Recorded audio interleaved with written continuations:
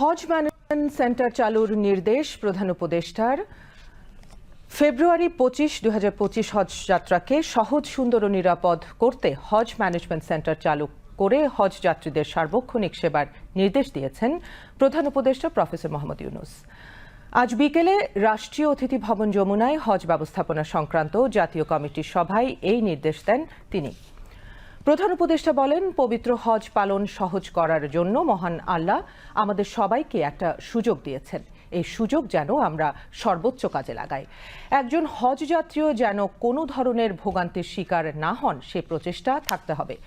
হজ এজেন্সিগুলোর দায়িত্ব কি হবে সেটা সুস্পষ্টভাবে লিপিবদ্ধ করে বুকলেট আকারে অনলাইনে প্রকাশের নির্দেশ দেন প্রধান উপদেষ্টা। প্রধান উপদেষ্টা বলেন, সরকারের দায়িত্ব হলো এজেন্সিগুলোর দায়িত্ব পালন যেন সঠিকভাবে হয় তা নিশ্চিত করা, দায়িত্ব পালন না করলে কঠোর ব্যবস্থা নেওয়া।